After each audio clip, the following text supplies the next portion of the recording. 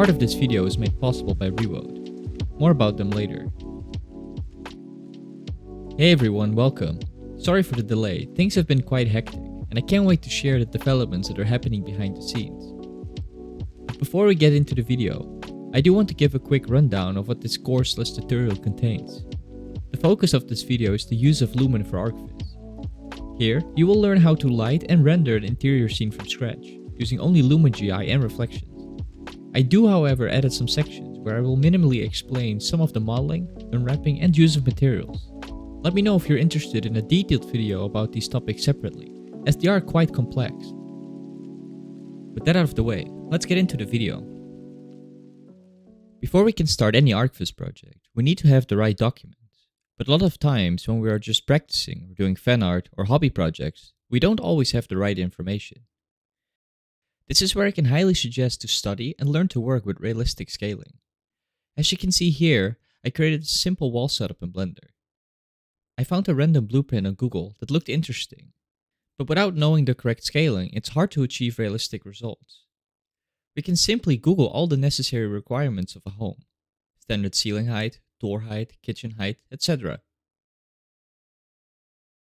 It's not only important to look at the industry standards, but also to see what has been used in interesting architecture. Here, ceiling and doors could be much higher.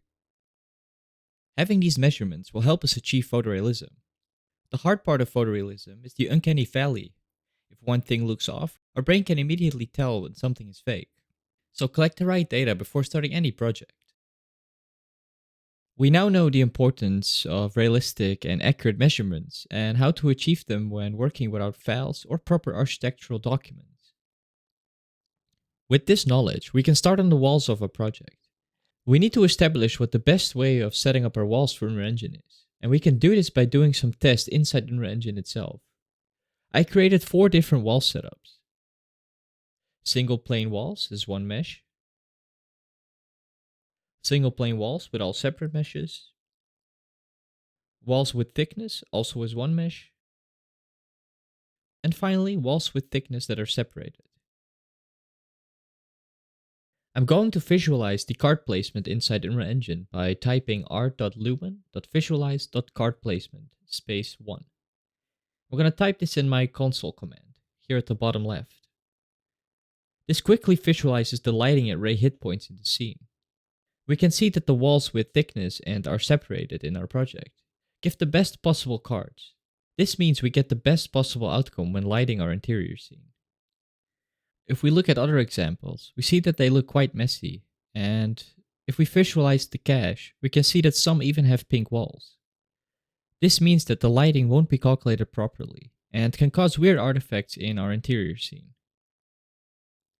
With this quick test, we now know how to model our walls inside Blender. This doesn't mean that the other options aren't viable. Personally, I used a single plane mesh with separated walls. These gave the second best results in our test.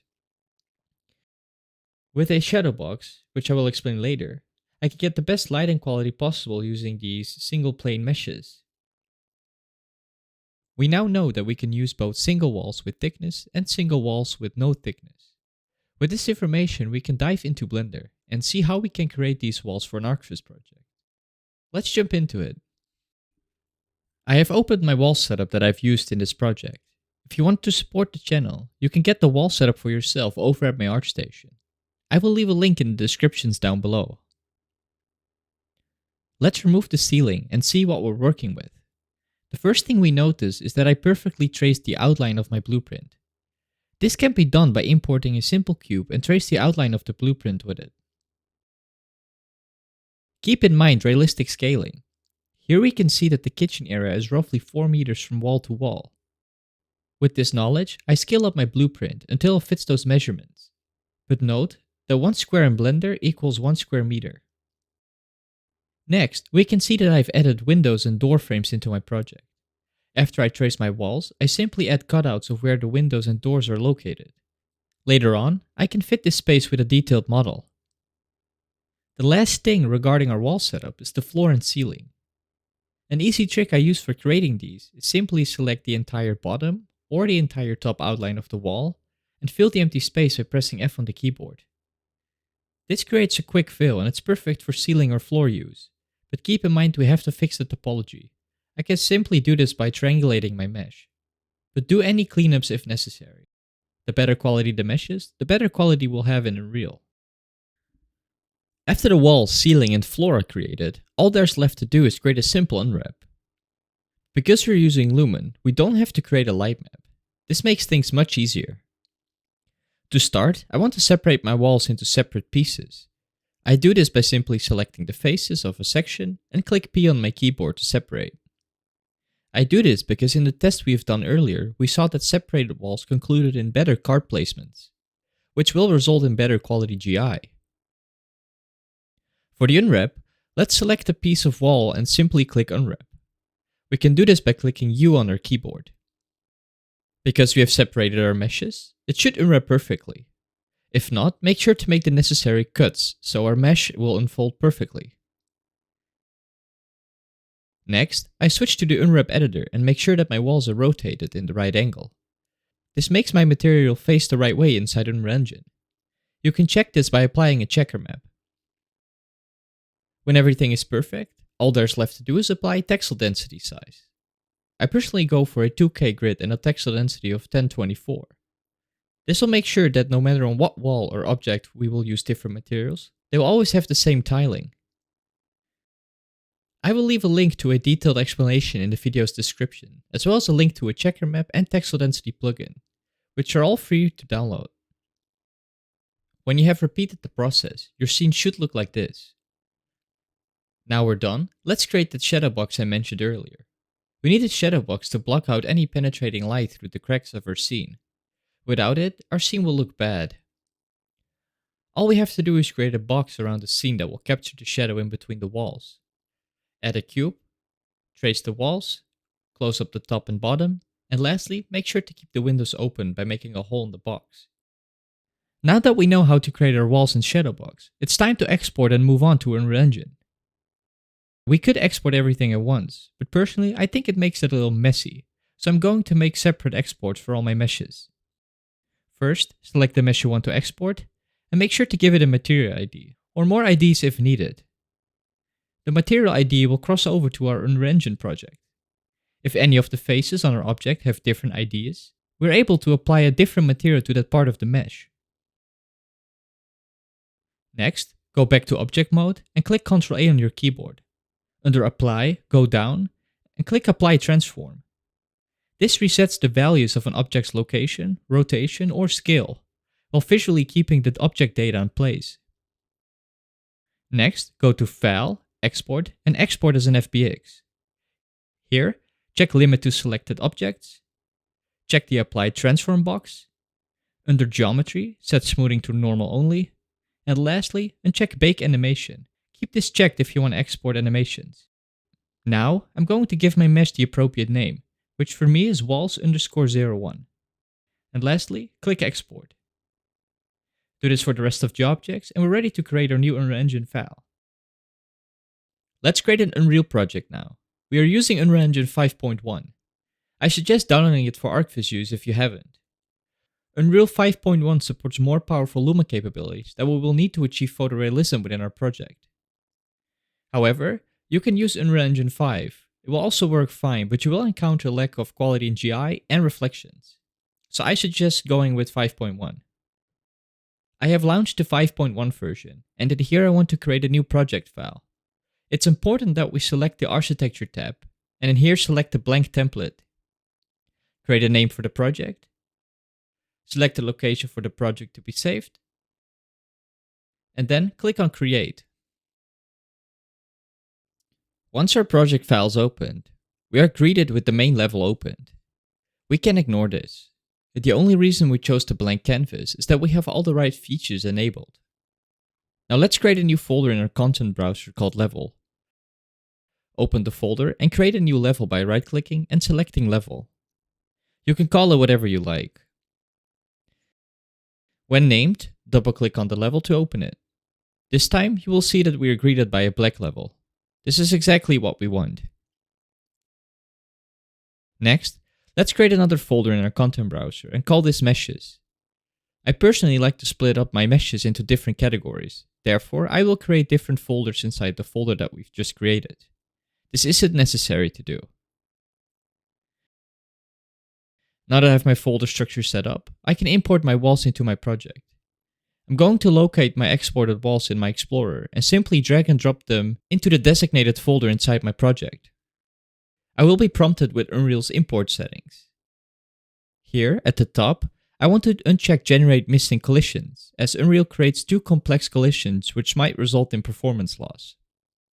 Under the advanced options, I make sure to uncheck Generate Lightmap UVs. We simply won't need them using the Lumen approach. Scrolling all the way to the bottom, here, I will set the material import method to Do Not Create Materials and uncheck the Import Texture checkbox. Now we're ready to import. Let's select all the imported meshes in our content browser and drag and drop them into the viewport.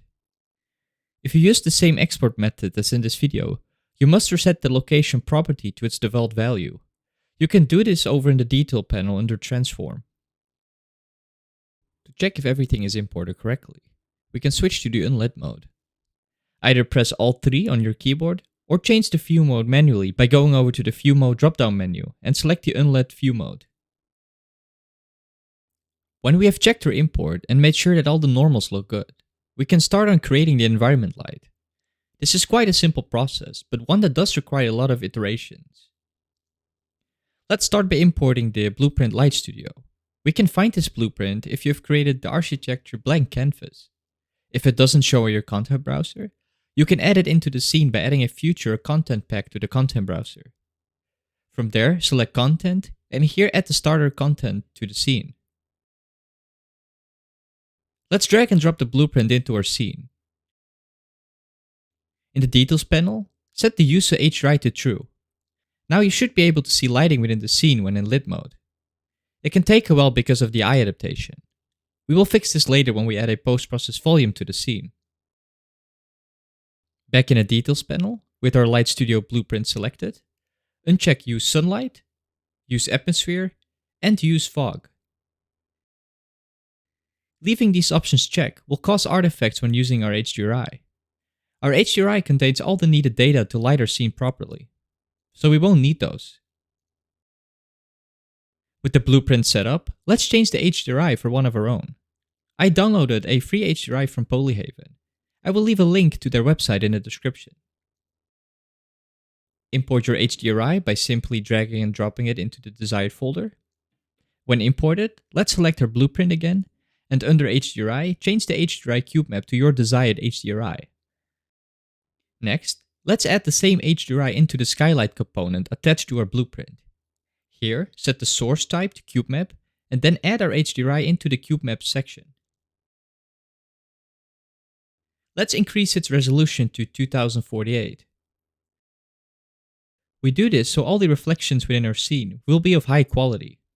On lower resolutions, our environment will reflect blurry. With our HDRI settings tweaked, here's our results. Things don't quite look right yet. So let's add a post-process volume to our scene to enhance the quality. We can add a post-process volume by going over to the Quickly Add to Project drop-down menu.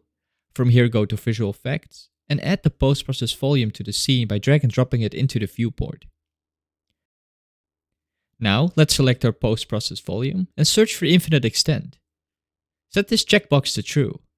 This will make sure our entire scene is affected by the changes we make inside our post-process volume settings.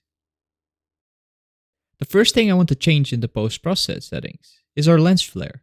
I'm going to turn lens flares completely off as it breaks the realism of a scene. I can do this by going to the lens section, find lens flares, and set the intensity to a value of 0. Still under the lens settings, I want to look for bloom and set this mode to convolution mode. I recommend to only use convolution mode when rendering images or cinematics. The standard bloom has a significant performance advantage, but is not conservative, as it can result in overall brightening of the image, and it lacks the visual complexity of the bloom convolution mode. Next, let's move on to the exposure, which we can also find under the lens tab. And in here, I want to switch my metering mode to manual, as this will block eye adaptation from happening within our scene.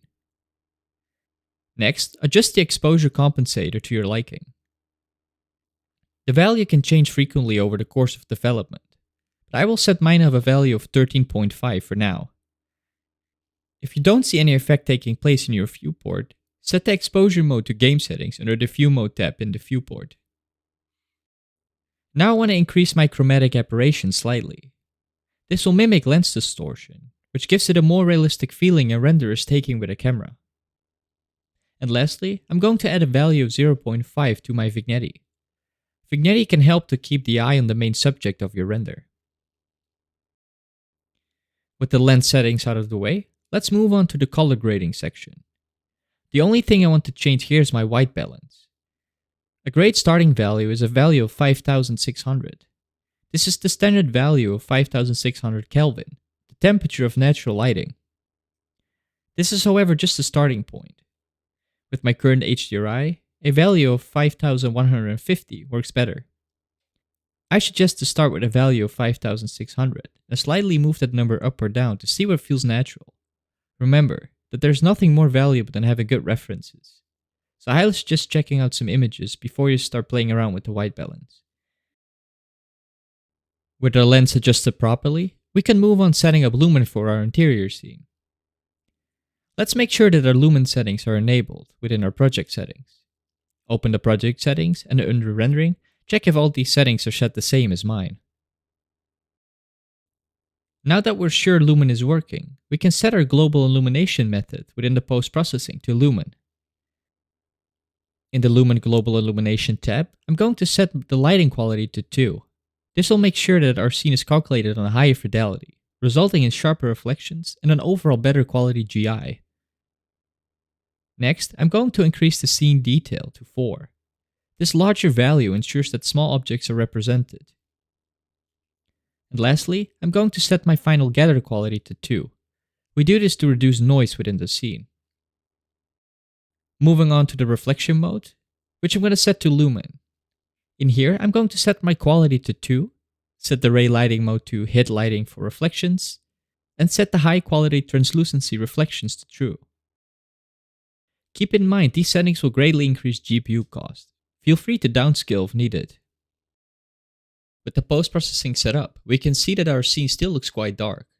Before we enter another iteration for our lighting, let's first materialize our scene. This is important as the PBR materials we're going to use have a massive impact on how the photons are going to react within our scene. Let's open Quixel Bridge. We can find the Quixel Bridge under the Quickly Add to Project drop-down menu. When Quixel is opened, I'm going to download a simple wall material to demonstrate the effects, but feel free to download any material you would like. When downloaded, I'm going to import it into my scene by clicking the import button on the material. When imported, I'm going to locate it in my content browser. Now, I'm going to select all my walls and apply the material to them. We can see that the effect is quite dramatic, and this is why it's important to work in iterations. As you can see, I applied some more materials throughout the scene. This is a very repetitive process. All I did was look at reference images of apartments and find something I would like to replicate. From there, I tried to find matching materials. Simply download, import, and apply the materials as seen before.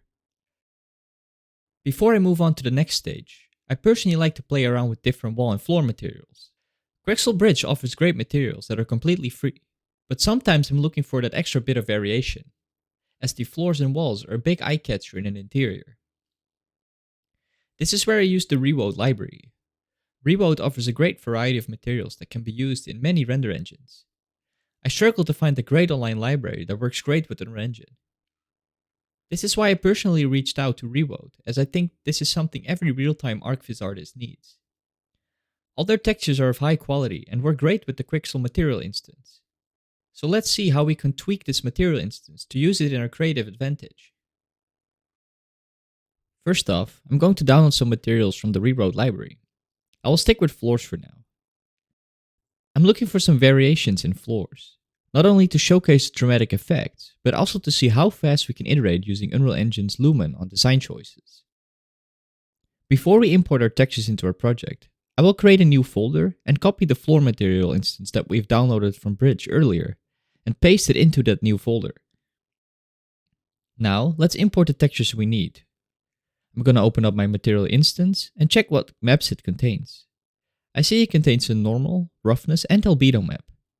Let's only import those, as we don't need the other maps provided by ReaWote. Simply apply the right textures in the right texture maps. Apply the material to its designated mesh, and tweak the settings in the instance if needed. With this setup, you quickly learned how we can utilize the already provided material instance to enhance the creative workflow and quickly iterate to new ideas. I will leave a link to ReaWote in the description, as I can highly recommend them. Now that we know how to properly set up our lighting and materials for Lumen, it's time to add assets to the scene. I personally use prefabricated assets that are provided by Dim and Sifa. I make sure to first add my downloaded assets into my Blender file and position them around the scene. This way I can quickly visualize my project. After adding all my assets, I need to make sure that I set the texel density to 1024, just like we did with the flooring and the walls. This way I can reuse all my materials easily, without having to rescale. Once that is all set, I can export every mesh individually to Unreal Engine. Because everything is exported in position, I can simply drag and drop my meshes into my viewport and reset its property to its default value. You can see my mesh gets the exact location as in my Blender file. By adding some ReaWote materials to our mesh, things quickly come to life. I repeat these same steps with all my assets until I'm happy with the results. There aren't any extra tricks for decorating an interior. Repeating the same process as I just showed, together with good reference, patience, and persistence will get you there. I suggest studying styling guides and home decor books if you struggle to design your interior. Let's get back into Lumen now. Now that we have created our interior, we can see that Lumen starts to lack in lighting. Remember that I've mentioned that this is an iterative process? So let's start another iteration and make some changes to the lighting again. The first thing I'm going to do is to create a simple emissive material. In my material folder, I'm going to right click and create a new empty material. I'm going to open my material and add a constant value of 3 by holding down 3 on my keyboard and clicking with my left mouse button. Give this a color. I'm going for an orange warm color.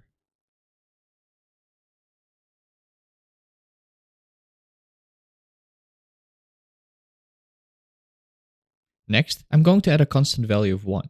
Hold down 1 on your keyboard and click with the left mouse button. Set this value to 1 and then right click on your constant and convert it into a parameter.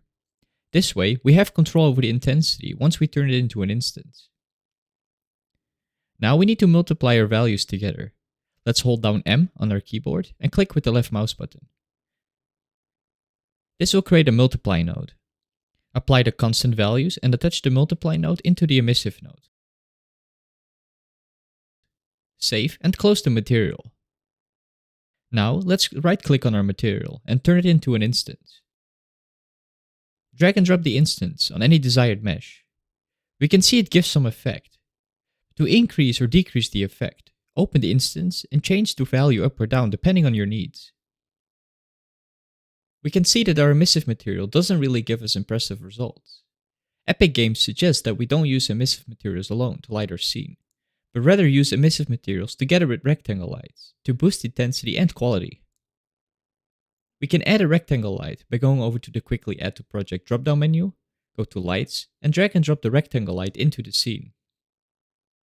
With the rectangle light selected, in the Details panel, I'm going to set my temperature to a value of 2800.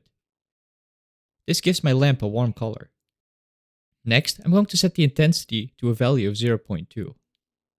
It's important to find the right intensity value for your project. You can achieve this by looking at references and playing around with different values.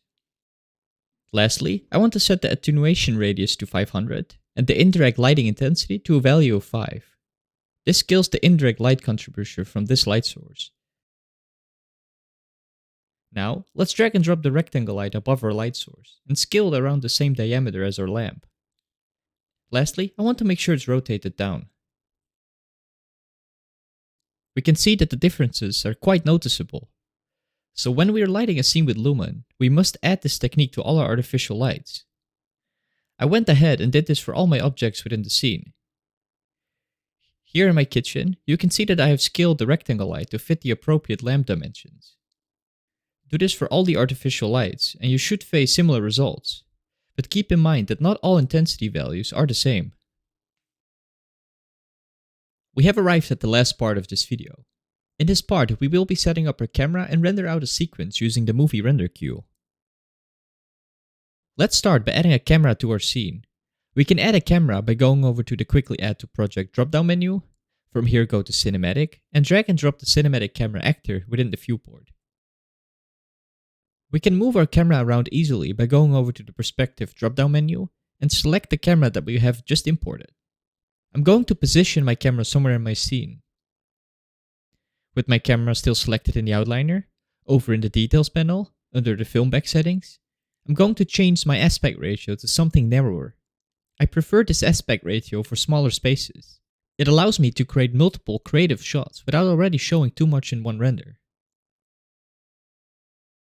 Next, to create a more intimate feeling, in the lens settings of my camera, I'm going to set my focal length to 30mm. And lastly, in the focus settings, I'm going to set my focus method to manual and click the eyedropper for manual focus distance. With the camera set up correctly, I want to iterate another time on the lighting, as I see that our scene needs some more fill light. I can achieve this by opening the Blueprint Light Studio here in the outliner, and increasing the skylight intensity that's built into this blueprint. I'm going to set my skylight intensity to 2. You see it has a drastic impact in the amount of fill light within the scene. Adding this extra fill light creates more depth to the shot. We can also fake this by using rectangle lights, but I think increasing the skylight intensity does enough for this particular shot. The last thing we need to do before we can start rendering is to set the right exposure value. A good way to do this is using helpers. This is something I use all the time, and I can recommend it for every artist.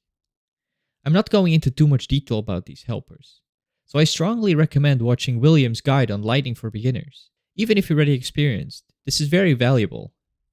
I will leave a link in the descriptions down below. I added my helpers to the scene. You can simply create these by adding a sphere from the Quickly Add to Project drop-down menu into your viewport, and apply the following materials to each sphere. These helpers guide me as an artist to the correct exposure of my scene. I want to expose my scene so the highlights in all the spheres are visible, but not overly bright. You can see when I over or underexpose, the highlights, shadows, and the shapes start to disappear. This is not what we want. For me to expose my scene correctly, I'm going to set the metering mode to manual, and I'm going to set my exposure compensator to 12. This varies per scene, so I highly suggest using the helpers and see what works the best for your scene. Now with our scene exposed correctly, we can render out an image. The first thing we need to do is to add a level sequence. We can add a level sequence by going over to the sequence object list and select the sequencer. Give it a name and save it in your content browser. Drag the created camera into the sequencer. You will see a camera track appear. With the camera track set up, we can open the movie render queue. We can find the movie render queue under Window, Cinematics, and click Movie Render Queue. If this option isn't available, make sure that the plugin is set to enabled. When enabled, make sure to restart the engine. Now you should be able to see it. With our movie render queue opened, the first thing we have to do is apply our sequencer. We can do this by going over to the Render tab and select our created sequencer. Now you'll be able to see an unsaved config file appear. Let's open this. Here we can change some variables. I'm going to change my JPEG to PNG because I'm not going to do any color correction. Next, I'm going to add the anti-aliasing to my render. I'm going to set the temporal sample count to 32. This is a great starting value. Next, set the override anti-aliasing box to true. Lastly, I will add some console variables. We can really enhance our output using these variables. Let me show you what I use for still images. I use a tone mapper sharpen to give some extra crispiness, and increase the quality to 5. Next, I use the screen space. It basically doubles the resolution and scales it back down. which gives us a crispier image with more detail. Because it's a still image, I don't really need any more variables. So let's move on to the output. Here in the output, I can change the resolution of my render, but I'm going to leave mine at 920 by 1080. Feel free to experiment with higher resolutions, but keep in mind that it can cause an overload on your GPU and crash the engine. If you really want higher resolutions, I suggest adding the high resolution tab onto the export list. When the resolution is set, you can change the output location. Mine is already set, so I'm going to leave it as is. Lastly, I want to add some custom frames, as I only want to render out a still image. We need to set the custom playback range to true, and I put in a value of two numbers that are close to each other. I'm going to use a start value of frame 3 and an end frame of 4. This way I can render one image. Now, all we need to do is click accept and render our image. I'm going to skip the rendering part, as it takes some time, but let's take a look at the final results together. I'm very pleased with the results. Lumen has already come a far way since launch, and I can't wait to see where it will go. There are still some limitations, like not having realistic mirrors, which is important for interior Archviz, but the results are, however, still stunning. We can wrap this series up. I hope you'll learn something, and remember to make small steps, work with reference, and stay eager to learn and discover. I want to end this series by thanking everyone for supporting the channel. We're growing insanely fast, and I hope to see you again in the next video. Take care.